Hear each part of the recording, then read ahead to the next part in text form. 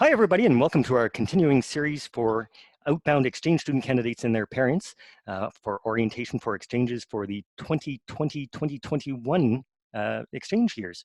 My name is Jeff McFarland, and today I have two former exchange students with me, Kate and Victoria, and we're going to be talking about culture shock and homesickness. So welcome, ladies. If I could, I'll get you to first introduce yourselves and tell us where you're from, where you went on exchange, and a little bit about what you're doing now. So Kate, if you would like to say hi. Hi, my name's Kate. I went on exchange to Germany in the year 2018, 2019. Right now I'm finishing up high school. I'm in my last semester of grade 12. Um, yeah, that's pretty much it. All right, Victoria. Hi, my name is Victoria. I went on exchange in 2018, 2019 to Mazatlan, Mexico. Right now I'm in Mazatlan, Mexico, and I'm working a little bit, and then this fall I'm applying to the psychology program at U of A. Excellent. Well, thanks very much for joining us, ladies. I have the presentation in a PowerPoint presentation that we're going to be looking at today. And so what I'm going to do is bring up that PowerPoint presentation and share my screen so that you can all see it. And I'm going to do that. And Kate, can you confirm for me that you now see the psychedelic culture sign? No. Oh, wait. Yes, I can. Perfect. Okay, so that's the PowerPoint presentation, and we're going to start to go through it. So I need to put on my glasses to do that. So if we're going to talk about culture, the first thing we need to do is make sure that we are all on the same wavelength and we understand what we're talking about when we talk about culture. So I found a couple of definitions of culture that we can talk about. The first one says that culture is the total of inherited ideas, beliefs, values, and knowledge which constitute the shared basis for social action. And the second one, and I think I got these from Wikipedia, by the way. The second one says that the total range of activities and ideas of a group of people with shared traditions which are transmitted and reinforced by members of the group. So what I'm going to do here is go through our slide. So there were the two definitions I just gave you. I should have actually changed the slide a little bit earlier. But what I wanted to bring up was this slide. And most of you that have grown up here in Southern Alberta will recognize these and be very familiar with any of these pictures. I often say to exchange students that we in Southern Alberta are fairly homogeneous. We're mostly white, we mostly speak English, and we're mostly Catholic of some denomination. And that may not be the case where you're going. So where you go on exchange, you might find that culture is very different. For example, there are places in the world that we send people that don't celebrate Christmas, that have no idea what hockey is about, and certainly have never heard of Tim Hortons. So where you're going, things may be completely different and the culture may be completely different. And that's what leads to culture shock. And that's the first part about what we want to talk about today. So on your screen now is a fellow by the name of Dennis White. Dennis White is a PhD. He's got a PhD in psychology, and he is a former U.S. Peace Corps volunteer, and he's also a member of the Rotary Club of Sturgeon Bay in Wisconsin. And so he's done a lot of work with Rotary exchange students and culture shock. And he's actually written a paper on culture shock and another on reverse culture shock that we'll talk about when you're coming home. Ladies, you probably got that one. And it is part of your Google Classroom, so hopefully you and your parents have had a chance to find the article by Dennis White and have a read of that article. But I'm going to go through some of the things that he says in that article. And we'll start with how Dennis White defines culture shock. And I will say, too, that Dennis White is a personal friend of Fran's. So all of you now know Fran. Dennis and Fran are close personal friends. Dennis defines culture shock as a rather profound reaction to fairly significant other differences in the way people view the world, in the way they think, and what they value. He goes on in his article to say that Rotary Youth Exchange students living and studying in a different culture, living in homes of host families, often experience significant culture shock, sometimes on a continuous basis throughout their stay abroad. So, ladies, my first question to the two of you, Do you remember the first time that you were in your host countries and said, wow, it's really different here? Kate? Um, Something that I found when I was in Germany is that people weren't as friendly as they were in Canada, or where I live in Calgary, so as they are in Calgary. And like when you go to the supermarket here, you can just talk to whoever you want to in line, like waiting to check out, or if you see someone looking at the same thing you're gonna buy, you can usually have a conversation with them about whatever. But in Germany, unless you know the person and have arranged to meet up with that person, you don't talk to them out on the street or in when you're buying groceries or anything like that. So that was something that was the first thing that I really remember being like, oh, this is really different than where I'm what I'm used to.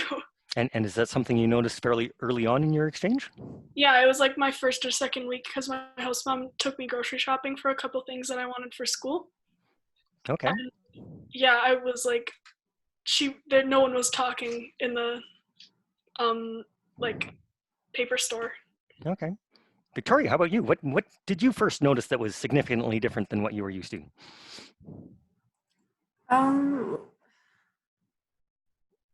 well, I guess for me, it was kind of the opposite because here in Mexico, everybody is just so friendly all the time. And so, like on my very first day, we went to the mall to eat, and it took us like an hour to get there because my dad like kept like stopping and like just to everyone, and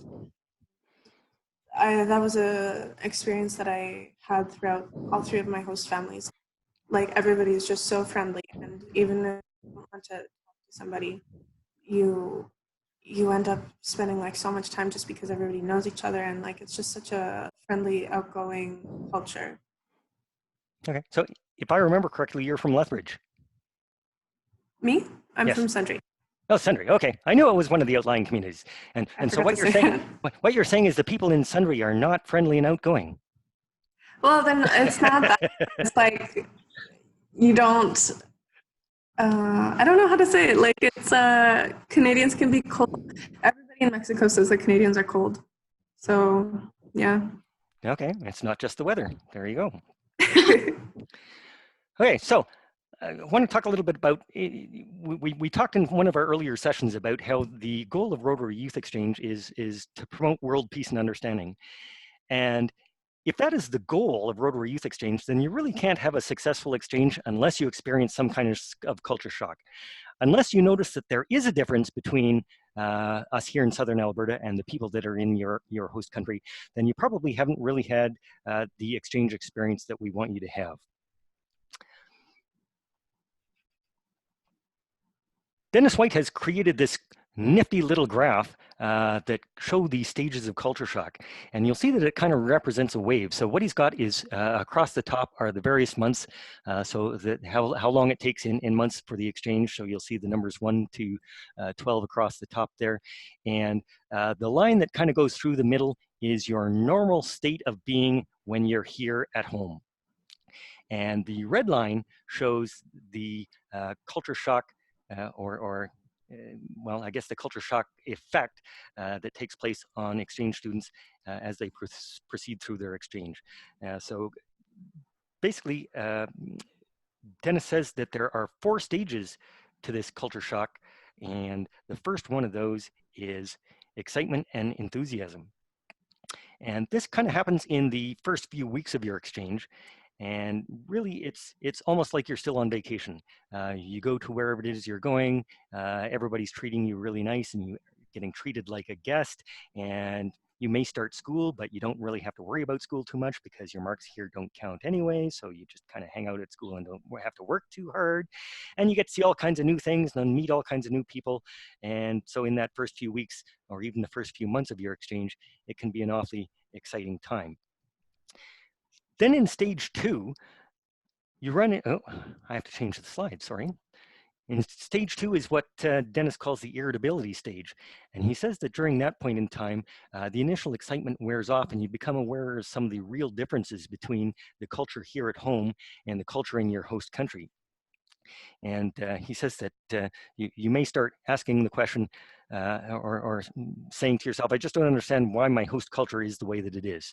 So you'll notice some of the significant differences and not understand why they are the way they are.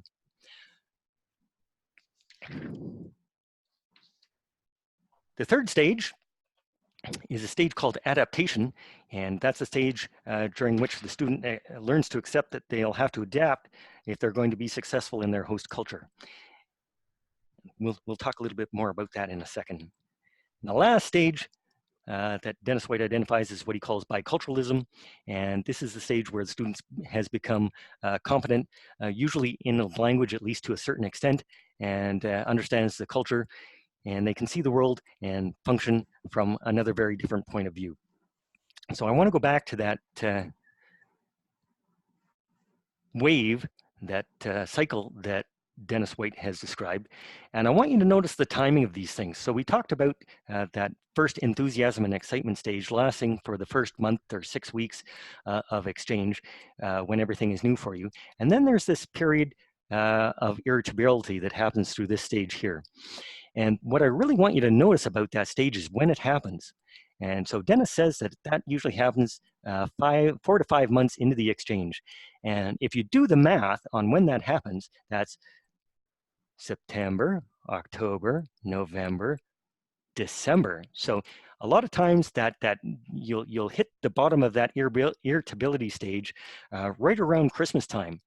And that is particularly important for students because for many of you, it'll be the first time that you're away from your family over Christmas. And the host culture that you're at, if it celebrates Christmas, may do so in an entirely different way than what you're used to. So many of us really rely on Christmas as a cultural backstop for us in that it provides a lot of the tradition that we're used to. And if that tradition isn't there, so suddenly that's when you'll really start to notice culture shock. So ladies, do you remember when you hit bottom culture shock wise? When was kind of the worst time on exchange for you, Victoria? Christmas, for sure. It was horrible. It was just like, I mean, like the actual celebrations were a lot of fun for me, but just the depression was hitting hard for all of the exchange students, I think. Yeah. It was. Okay, that's certainly not unusual. Kate, how about you? I actually, strangely enough, didn't really have too much homesickness. It was just on Christmas Day, my host family, I had just changed, and my host family took me to church. And my immediate family isn't religious, but my grandma, we would always go to church with her. And so in church, I started to really miss her. And then I got upset because my host family wasn't super good. And then I was upset because I was missing my grandma. And then I started missing everyone else here. But other than like Christmas Day exactly, I didn't really have any other time. Okay, so the two of you, at least there was Christmas there of some kind. Both of you were in Catholic countries.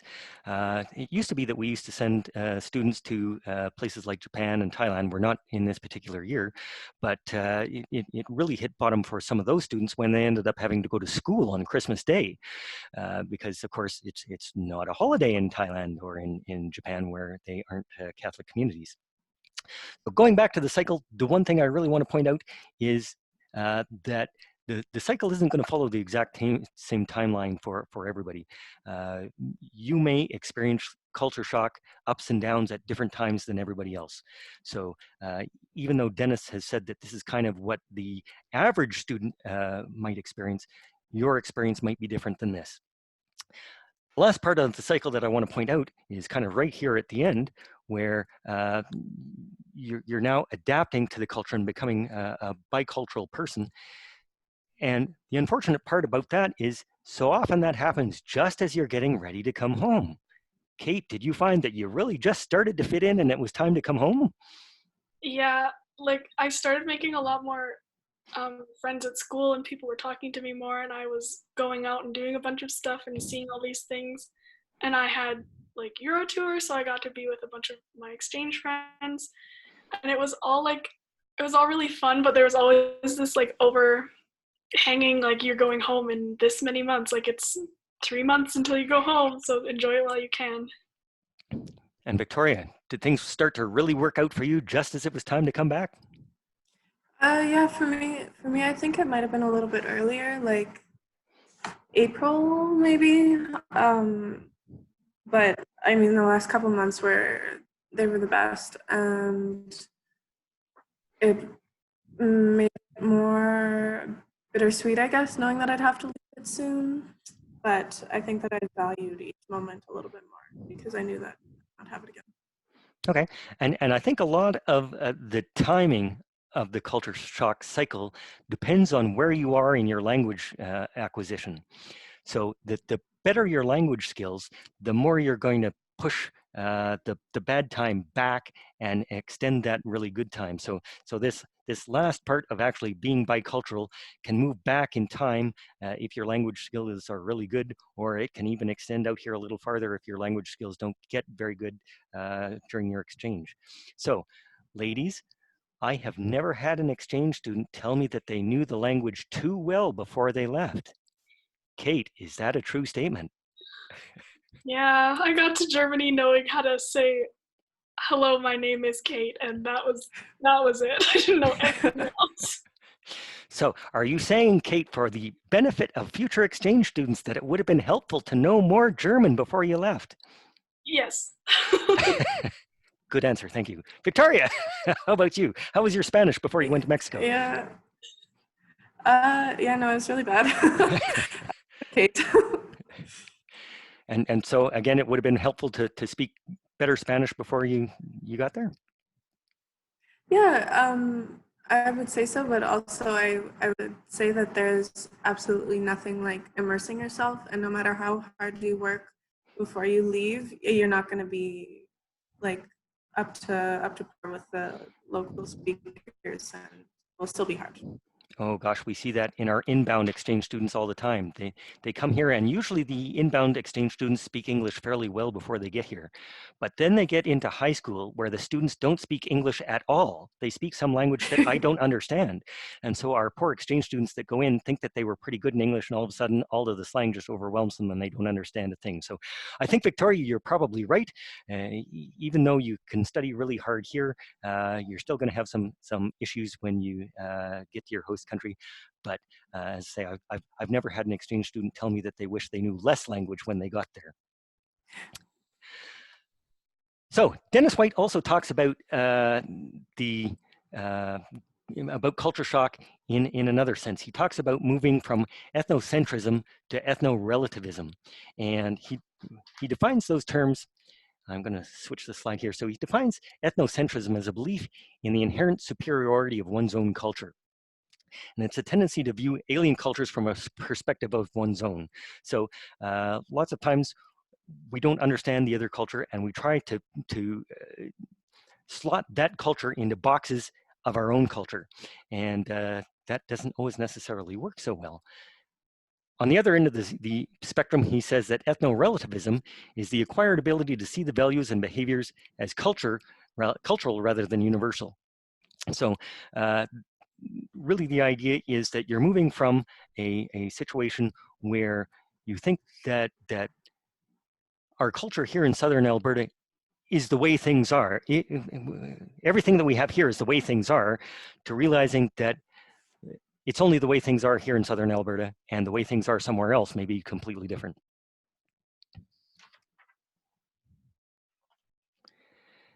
And I like this slide. He runs through this example.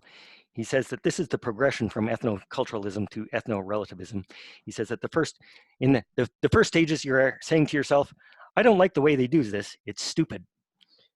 And then you progress to, but they seem to be okay doing it this way. And you progress a little further to, if I want to survive here, I better learn to do it this way, to, at the end, now that I can do it this way, it doesn't seem so bad. So, are there things that you ladies recall being like that? And I'll just say that my daughter Abby was on exchange with the two of these ladies, and she was in Italy at the time. And in Italy, they don't eat supper till 8 o'clock at night. And that was a problem for her because originally she thought it was really stupid and didn't understand why they did it that way. And then she got home and wouldn't eat supper before 8 o'clock at night. Kate, did you have something that was like that? I think it's a European thing to not eat supper until like it's dark and everyone's at home or whatever. But in Germany, especially where I was, we rode our bikes everywhere. And for a while I was like, well, why don't we just like drive? Like it would be so much easier, it would take less time. But then I saw that it the traffic, it went a lot faster and you got places faster because you were on a bike, which was more mobile and you could get around places better. Okay. I do remember from your blog that your first big challenge was putting your bike together. Yeah, I brought my bike all the way from Canada because my first host family told me to. Victoria, did you have something that you thought about the culture was absolutely crazy until you got used to it and now you can't do it any other way? I mean, I was having to wake up for school at like 5:30 in the morning, maybe sometimes earlier because school started at 7 and I would have to take the bus. And that was really, really difficult for the beginning. And also my host family didn't want me to drink coffee for some reason. So I was not having a great time. So you had to get up at 7 o'clock in the morning, be at school at 7 o'clock in the morning and not have a coffee first. Yeah. That could be a problem. Yeah, but now like I don't wake up at 5:30, but like I wake up earlier and I appreciate the mornings a little more, and I think I definitely appreciate the coffee a lot more. Okay, we'll get back to the Tim Hortons later. Yeah. So, exchange student candidates, what I want you to take away from this is that there's one thing that we want you to learn from exchange. And the one thing that we want you to learn from exchange is that when it comes to culture, there is no right and there is no wrong. It's just different. So when you're out there in your host culture and you come across something that's not what you would expect it to be because it's not the way you have it at home, that doesn't mean it's good. It doesn't mean it's bad. It's just different. And you'll find that even these two ladies will have had completely different cultural experiences. And ladies, you can probably also say that when you were at your different host families, you had different cultural experiences because you'll have different experience in one host family than you might in another. Even here in Southern Alberta, if you came to live at my house, it might be a completely different cultural experience than living at your own house. So again, not good, not bad, just different. So let's talk about some of the differences. What did you find really, really different? How about food, Victoria? Food in Mexico has got to be completely different than what you, certainly it's not like going out to taco time. Yeah, like it was a difficult adjustment, not just like in regards to taste, but also just my digestive system. Like it took a long time, or not a long time, it took about a month to adjust. There are drugs for that. Yeah, pretty easy to get here.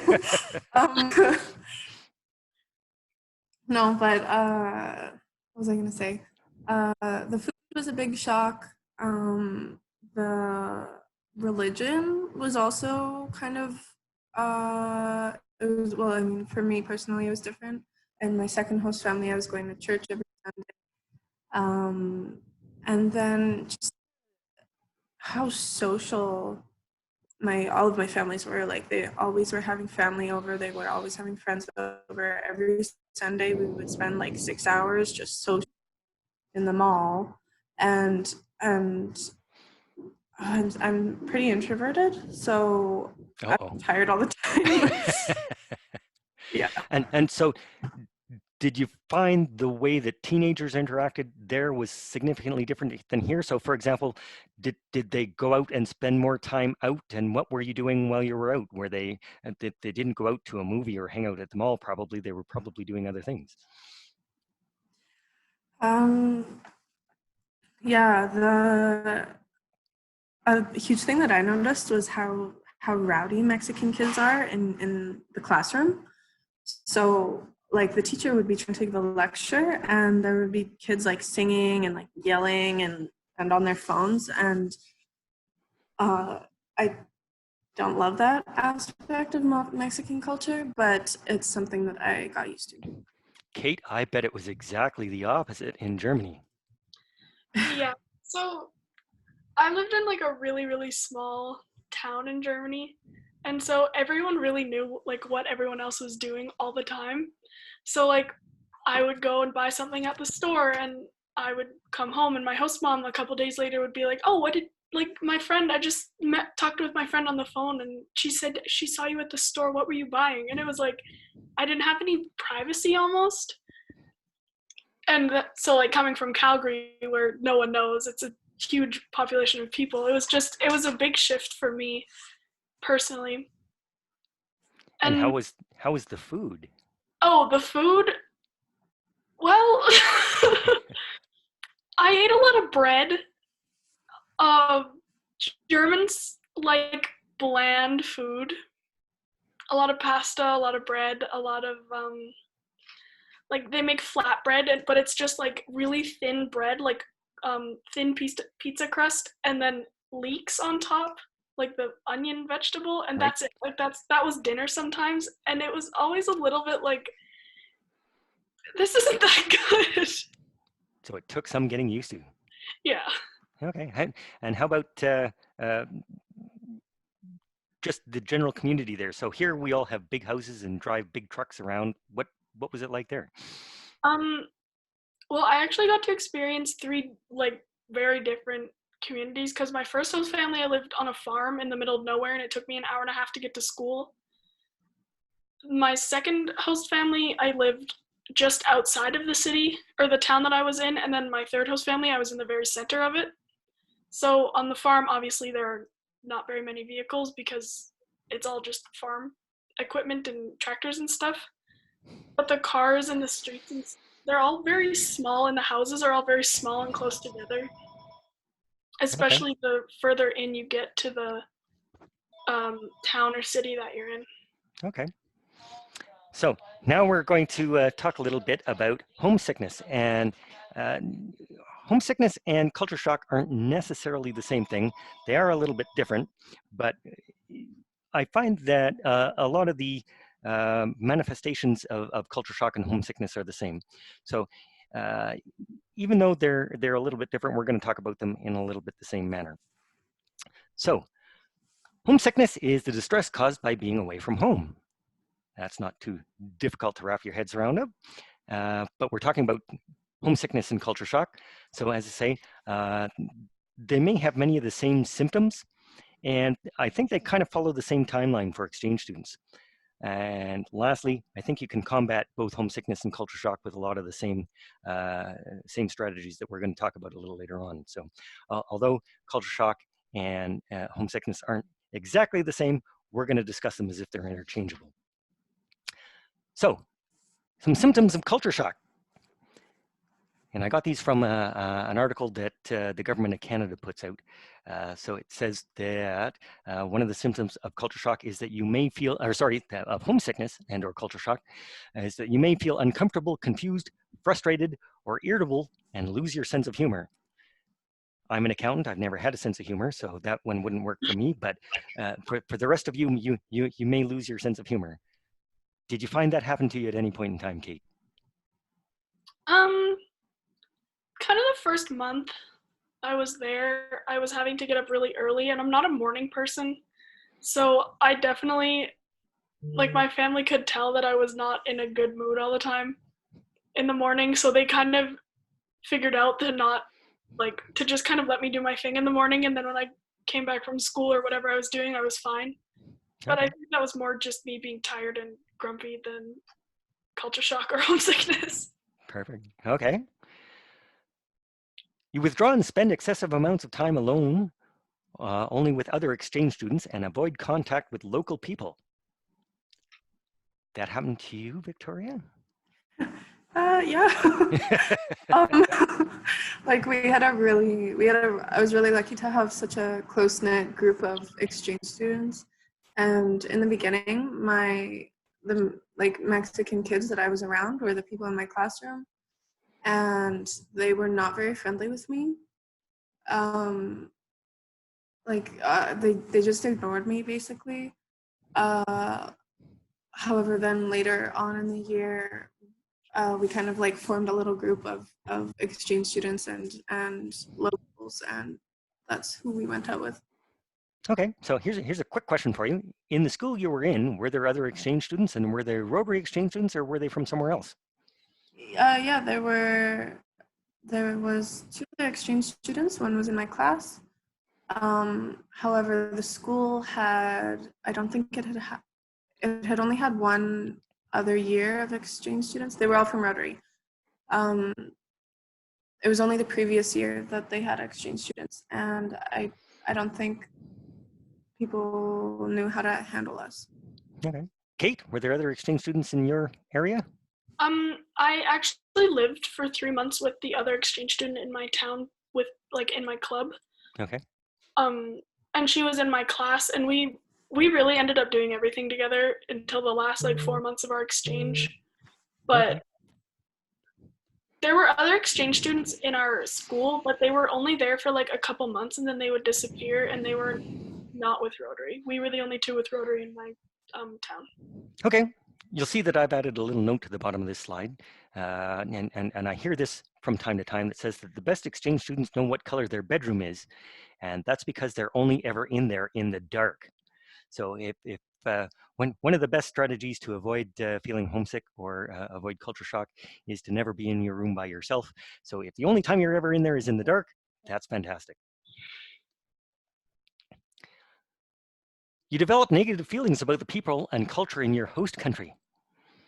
Kate, did you have bad things to say about Germans partway through your exchange? Yeah. I won't ask you to repeat them. Victoria. Yeah, same. Yeah. Okay. That all changes though, right? As you get toward the end of your exchange. Yeah. Here's the big one. You eat and drink compulsively or need excessive amounts of sleep. Oh, one time I slept for 25 hours straight. Was that early on in your exchange? Yeah, it was like the second week I was there, so I was really jet lagged. Okay. But like, there's a lot of sleep. My host family thought I was dead. Okay. Well, I think that everybody finds when they're learning a new language, it's very tiring. I know when I was learning French, my wife's family was very large. I think there were 9 siblings. So when all the families would get together, there were like 50 people in the room. And it was very difficult for me to follow one conversation in French, let alone follow 50. And usually by 8 or 8:30 at night, I was done and ready for bed. So I'd sneak off to bed by 8 or 8:30. Victoria, you have either of these problems, eating, drinking, or sleeping too much? I lost my appetite for like a while. Oh, wow. Yeah, but yeah, I was sleeping a lot. Okay. So sorry, go ahead, Kate. I found that like I would usually like when I come home from school in Calgary, I'm like, oh, I'm tired from being at school and like being around people all day. But being in another country, listening to another language all day and trying to figure it out, it makes you so tired in a different way. Like I'd never experienced that before.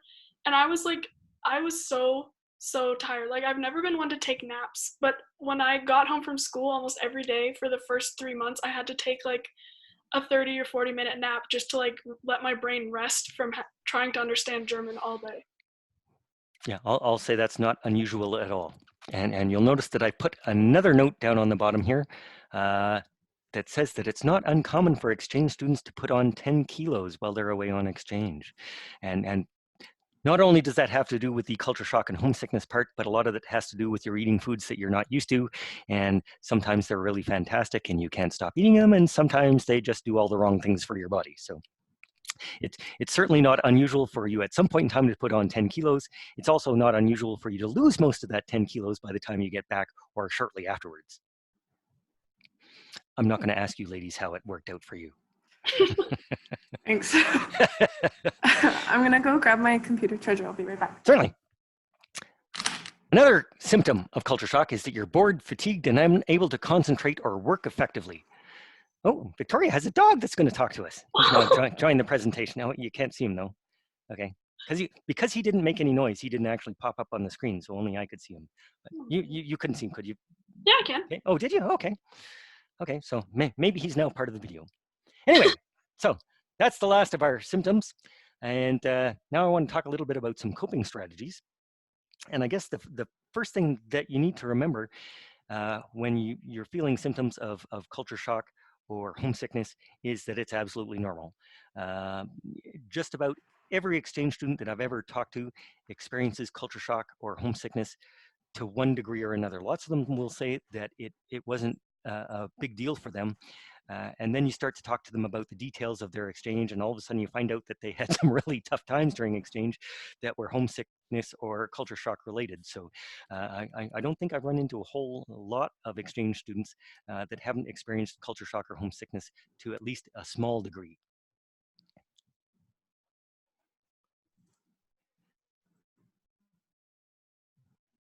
A tip to make to help with culture shock or homesickness, make your space your own.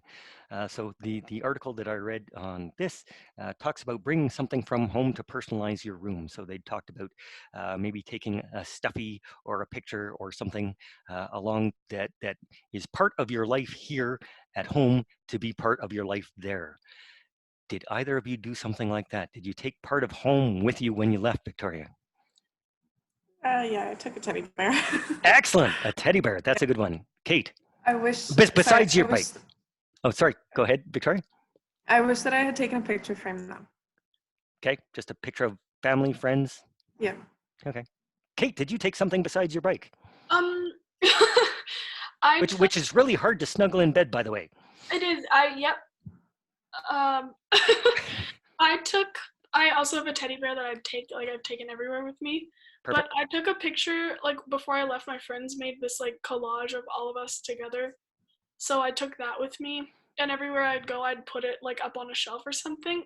And Excellent. Another thing I found really helpful that I don't know if it's, like, from home, I guess it is, but I would always have my blazer out so that I could see it. So it was like a reminder of, like, oh, I'm, like, from Canada, I'm part of this, and I'm part of home, and I don't know. Perfect. I just found it helpful to have it out so I could see it all the time. This is your red Rotary Exchange blazer. Okay. A third strategy, go exploring. Don't spend too much time hiding away. And I talked a little bit about this, about not knowing what color your room is. This article also suggests that one of the great ways to avoid being homesick is to get out and do things, be away from home and not sitting around doing nothing. So did you find that there were times that it helped you to be up and active, Kate? Yeah, my host families, we always went and did a bunch of stuff. Like, we would go on bike rides together, or we would go on a trip together, or even, like, just try not to be alone unless you need to have some time to yourself. But even if you're just at home, go and sit. If they're in the kitchen, go sit with them in the kitchen. And even if you guys are on your phones, or you're reading a book, or they're doing their thing and you're doing your thing, you're still together in one room. And it really changes how you are than when you're, like, sitting alone in your bedroom or something. Absolutely. I've mentioned to the exchange students before that I think I've had 8 or 9 exchange students come live with me here at my house. And I always tell them that they're welcome to be on their phones or their computers talking to anybody at home, as long as they're doing it from my kitchen table. So if you're talking to mom and dad from the kitchen table, you know, I can pop into the picture and say hi, and your mom and dad and I can chat for a minute or two with translation, of course. And if your friends are there, you know, that's great. I can say hi to them too. And at least then you're still part of being here. You're not all the way at home. You're still partially here. So that's a great idea, Kate, to make sure that you're not locked up in your room. And at least if you're going to be communicating back home, do it from some place where you're still interacting with people in your host country. Yeah. Victoria, did you have anything you wanted to add about being out and about and doing things? I wish that I had been more social in the first couple of months, but my host family, when we weren't outside of the house, they were locked away in their bedrooms, and I didn't live in a great part of town, so I couldn't go out by myself. However, I could have done some things to better my situation that I wish I had done. Yeah, that's always hard if you're in a host family, especially if there are no kids around, especially kids your age, and that the host family isn't very outgoing. But you're exchange student candidates, you're going to run into that situation. You're going to be in some host families that are absolutely fantastic, and some that aren't. Some that are really outgoing and take you everywhere and do everything, and some that sit at home and don't do anything at all. So what you got to remember is the exchange is yours, and it's going to be whatever it is you make of it. So as Victoria says. Think about some things that you can do to help yourself. The number 4 thing, and this is a big one for exchange students, say yes. So we usually tell exchange students to say yes to doing everything because people are going to ask you to go places and do things, and it may not be something you would have considered doing here. So for example, somebody in your host Rotary Club there may ask you to go out to a museum. And going to a museum here in Calgary would be the last thing in the world you'd ever want to do. But on exchange, we encourage you to say yes and do everything. Kate, did that work out for you? I definitely did a lot of things. Well, in the beginning, I didn't really understand what people were asking me to go and do, so I would just say yes because that's what I was told to do. That's perfect. That's the way that's supposed to work. Yeah. So I actually ended up going to a lot of like really weird things. Like I went to a play about rats, and not like it wasn't like a ballet or like a informational thing. It was just like rats living in a hole in the wall. It was really, really weird. Like I didn't understand it, but like it was just weird things like that. Or I ended up once at a like furniture shopping with my counselor because she wanted to spend time with me, but she needed to do furniture shopping, so I was just with her for a couple hours looking at beds. But like I said yes. So Perfect. Victoria. Yeah, like I said yes to everything. I would also suggest that to ask to do things yourself, you know, like if nobody's taking you anywhere, you don't just have to be okay with and ask to go places.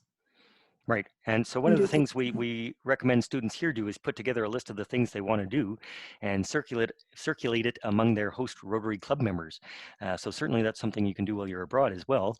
That way members there know some of the things that you want to do while you're on exchange, and you never know, you just might be able to get to do them. A next strategy, set yourself a project. So learn to do something while you're there. Of course, you're going to have lots of learning to do anyway, and that you're going to have some language to learn and some culture to learn, but you're probably not going to be doing an awful lot of book learning at school, seeing as most of you aren't going to have classes that count for your education back here, but learn something else. Is there anything else you picked up and set yourself that you wanted to do while you were away, Victoria, that you ended up being able to do? This is a tough one. No. I learned to cook a little bit. I learned some slang. You didn't pick up a new musical instrument or anything like that? No, we didn't. I didn't have the opportunity to. Yeah. I was yeah, well, I guess I could have, but the school didn't provide the opportunity. Okay. And then I learned to surf a little bit. Yeah. No problem. Well, that's something you couldn't do here. Kate, did you learn anything really exciting besides riding bike? well, I did learn to ride my bike very well. I learned to, this isn't like something like a skills thing, but I just learned to be more independent and not really stress about stuff. Like I took the train and the bus a lot in Germany because that's just how you get around. And at the beginning, if I missed a train and it was going to be like another hour until the next one came, I would like call my host family and be like, I'm so sorry this happened. I feel so bad. And they're like, no, don't worry about it. Like it happens. We get it. Trains and stuff, you're late. Buses are late. It's fine. And so by the end of my exchange, I learned to just be more calm and to just let them know what's going on instead of calling them in a panic and being so apologetic about it. Okay, so Kate, you can do the next slide. Oh, wait a minute. Not this, the next one after this, Kate. So number 6, find at least one thing that you really love. So no matter how bad things are in your host country, no matter how weird the culture is, or no matter how tough the language is, there's probably some part of it that you're going to actually love. That'll be absolutely fantastic for you. So one of the suggestions for coping with homesickness and culture shock is to find that one thing and go there and do that. This one's for you, Kate. Ties into what you were saying. Go easy on yourself. Right? You're not required to be an expert in your culture. You're not required to be an expert in your language. But, you know, just relax a little bit, enjoy your exchange, and don't be quite so hard on yourself. And like your host families will understand. Like that's one thing that I was so worried about, is that they were gonna hate me because I missed a train, or that I wasn't, like I was coming home an hour later than I was supposed to. But I always told them what was going on, and so it's not like I was being bad. I was just figuring it out, I guess, and they were fine with it because it's not a big deal. Yeah, well, in most cases, the important thing is that you just keep everybody informed. So as long as your host family knows what it is you're doing and where you are, they're probably not going to be too upset. In most cases, they've probably had teenage kids before. So you're probably not the first one to have missed a train or to be late coming home. But as long as you let them know that that's what's happening, you're probably going to stay out of trouble. Victoria, anything you want to add on that subject? No. See, she's taking it easy already. Okay. Next important coping strategy, make some friends. If you've had a chance, exchange student candidates, to watch the video that Levi Bernhardt does, he talks about exchange student speed dial. And I'm sure that both of you ladies probably had other exchange students that you were able to turn to while you were away on exchange. Lots of exchange students will say that the only other person that can really understand what they're going through is another exchange student. So making some friends with other exchange students, either the group that you're here with in District 5360 or the group that you're with in your host district, you're probably going to talk to all of those people at some point in time during your exchange. So were they a big help to you, Victoria, while you were away? Yeah. I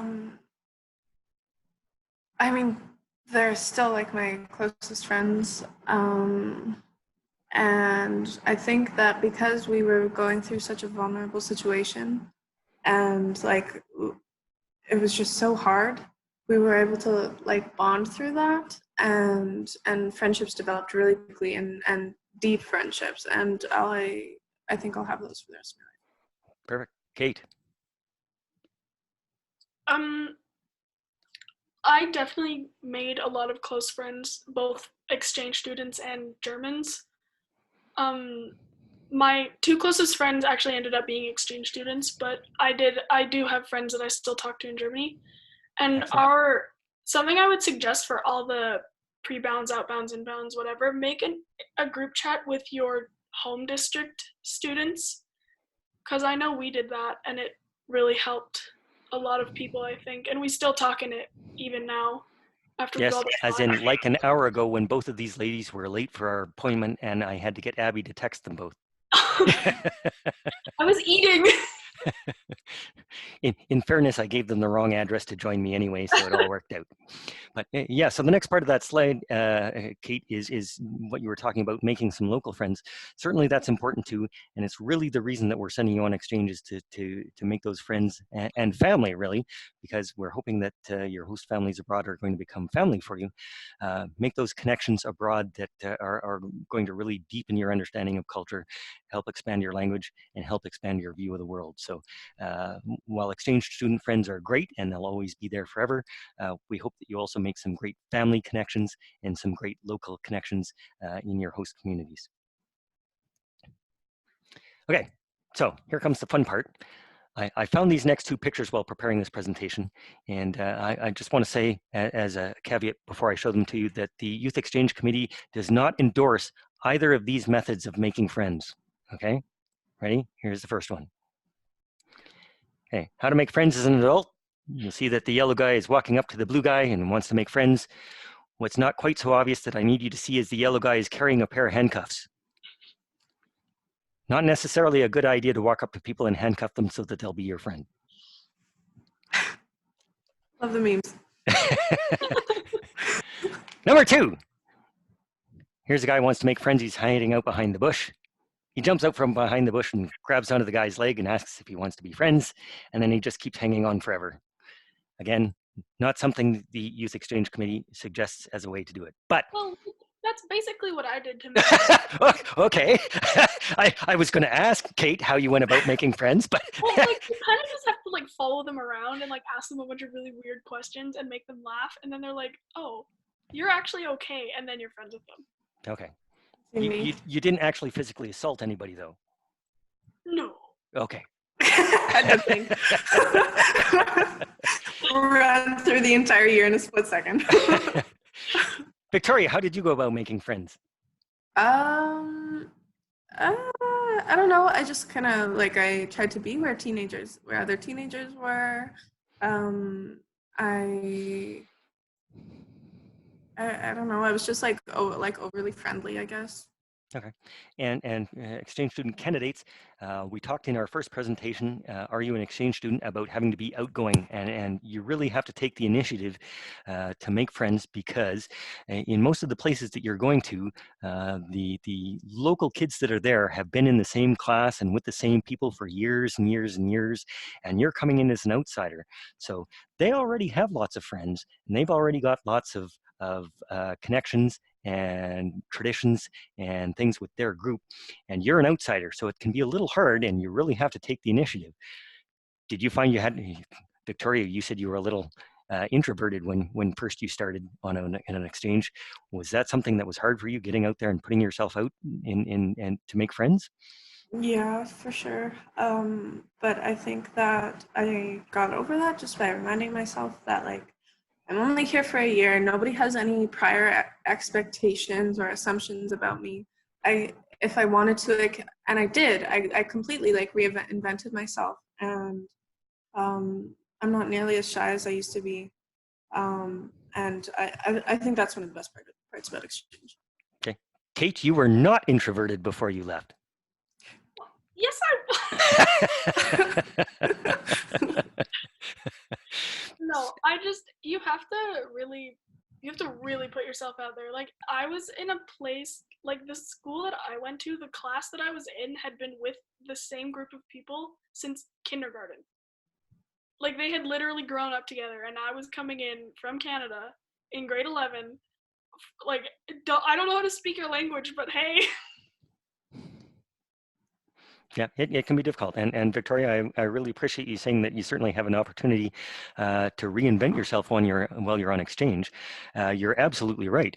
When you go out off on exchange, none of the people there know who you are, or know what your past is. So if at school here you've been the jock, and all of a sudden you decide you want to be the super serious student, you can do that on exchange, and vice versa. If you're the super serious student and decide you want to be the class clown, you can do that on exchange, because nobody has any preconceived notions of who you were before you got there.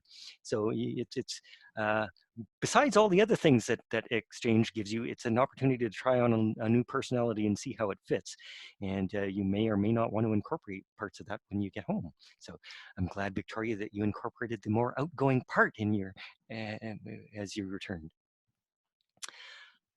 The last part I want to talk about during this presentation is what I call the exchange student dilemma. And it used to be, so I've been part of the Youth Exchange Committee for about 10 years. And it used to be that we said to exchange students, you can't possibly live in two places at the same time. That's not really the case anymore. And what I'm saying here in the slide is that you don't need a wormhole to live in two places, to instantaneously jump from one to the other. You don't need the wormhole. All you need is a phone.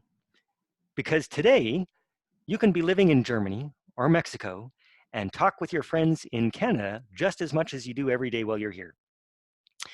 You can live in Germany or Mexico and not miss anything that happens on the social media of your friends. You don't miss one of their Instagrams, you don't miss a Snapchat, you don't miss a Facebook post, if teenagers do that anymore. You don't miss anything that's going on in your world back home. So literally, you can be living in two places at the same time. And that can be really hard.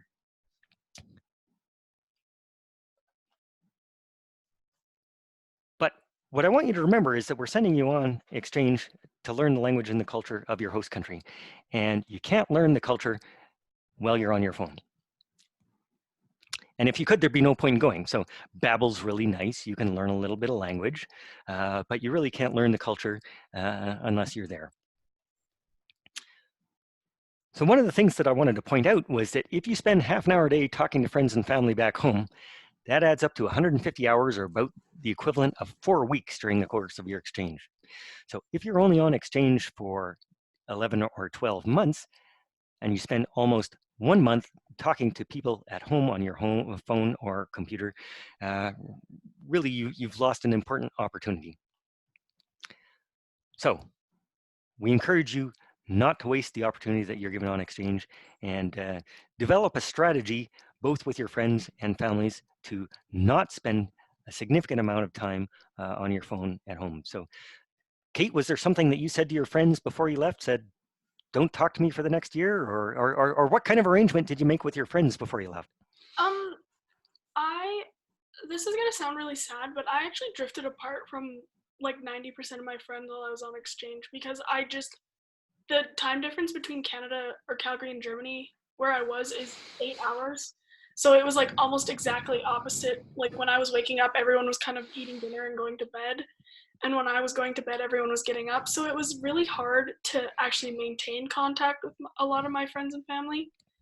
Um, and then when I got back, like people just didn't really talk to me.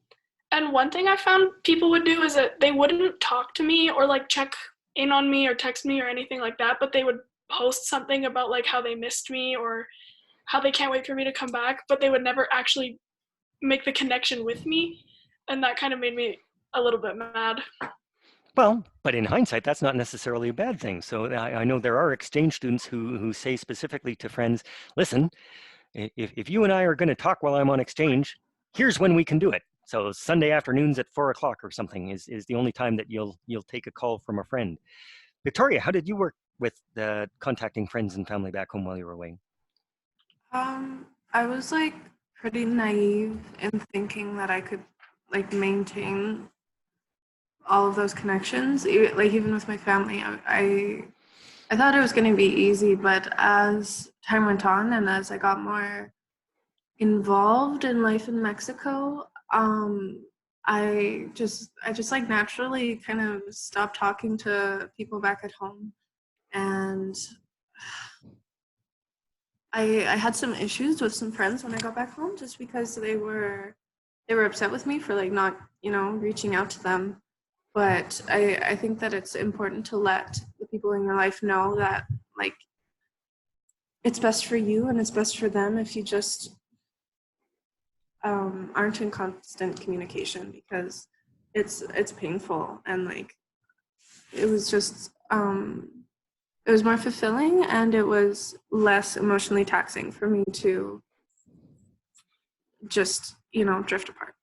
Okay. So in our sessions, I usually recommend to students that they make a plan, especially with their parents, and say, especially during that first few months, say, I'm going to talk to you at this time and this time only. Well, I'll go back a little bit and say, in the good old days, when the students could only contact their parents by mail because it cost a fortune to phone back and forth, the students would write long letters to their parents saying how bad everything was, and 2 weeks later, their parents would get the letter that came back from Europe, and the parents would panic, and they'd write a letter back about how everything, what the student should do, and they'd send it off. And 2 weeks later, the student would get it in Europe. So it's 4 weeks from when the student originally wrote the letter, and all the problems the student had 4 weeks ago are gone. They don't have those problems anymore. Today, we have a bit of a different issue where students can have a problem right now, and their parents can know about it 30 seconds from now. So it's a little bit different that way. And I really encourage students to make a plan with their parents in particular to say, these are the times that we're going to talk. And then when I talk to you, I'm going to vent for the first 30 seconds and say all the things that are bad in my life, but I want you to realize that I'm venting. I don't want you to do anything about it. I don't want you to come save me. I'm just venting. So did you make any kind of plan with parents, Kate? Or do you wish you had? Well, my parents are really good about knowing that this is like it was my exchange, so they never really reached out to me. They waited for me to send the first message or ask them something. Um, so I called my parents when I got off the plane and arrived at my house house, my first house, the day I got in Germany. Yes, also a very excellent idea and highly encouraged. Yes. And then the next time I talked to them was Christmas Day when I FaceTimed Oh, them. wow. Wow, okay. That's a little unusual, but good on you. Just because I didn't, and then after that, I would talk to my mom like the last 2 months of my exchange if I was on a train by myself, because it's like 45 minutes usually I would be on a train. So I'd have a conversation with my mom about, what I did that day or like what I was planning to do or what I had done with my friends, because she just liked to hear about it, but it never made me homesick or like upset, or never made me feel like I missed her. It was just I could talk to her about what I was doing. Yeah, excellent. Victoria, how were your parents? Uh, um, well, I honestly I talked to them probably too much in the beginning. But as time went on, they were like begging me to call them. And I don't know, like I had I had another set of parents in Mexico, so I don't know. They were pretty good. They didn't try to. They got a little bit involved in issues, but not. Hey, we're parents. We're still going to do that. My mom would text me if she hadn't heard from me, and like I think it was the limit was like 3 weeks. She'd text me and make sure I wasn't dead. Yes. Yes. 3 weeks. Okay. So, exchange student candidates, that's the end of our presentation on culture shock and homesickness. I need you now to go back into Google Classroom, and there should be 2 assignments there for you. The first is just a short multiple choice quiz, kind of like the other ones you've been taking. And the second one is an assignment that I want you to put together to work with your family, work with your parents, and I want you to identify what symptoms you might be suffering when you have culture shock. So how are we going to know that you're suffering culture shock? What things should we look for? And then if you're having cultural shock or homesickness issues, what is your strategy to deal with it? And that's probably going to include when, where, and how you're going to be talking to your parents and family and friends. So following this presentation, you can go back into Google Classroom and do those 2 things and submit the assignments to me. Again, that's the end of this presentation. So Kate, thank you very much for joining us tonight. You actually have to talk, Kate, or your picture doesn't show up. Oh, yeah, have fun. I don't know. Have fun on your exchange. Remember, it's your year, so try not to let people tell you. Like my parents sometimes would be like, "You should." Like if I was there and I was like, "Well, you're not," so sucks. Victoria, you have a puppy with you. Yeah, we adopted her. Oh, wow. Very nice. Cool. Yeah. And any last comments you have? I would just say, not only like try to limit your conversations with friends and family back home, but also just get off your phone. Don't play games on your phone. Don't go on Instagram. Don't go on Snapchat. It's going to make you sad. And like, I don't know. I feel like you're wasting your time. You only have a year, and every moment counts, and it will be over way too soon. All right. Well, thanks again, ladies. And exchange student candidates, please proceed into Google Classroom and find your assignments there. And you should be able to meet up with, are both of you going to be at March orientation, or are you going to be back? Excellent. Yeah. So students, you'll be able to meet both Kate and Victoria in March. So thanks again, ladies, and we'll see you later. Bye.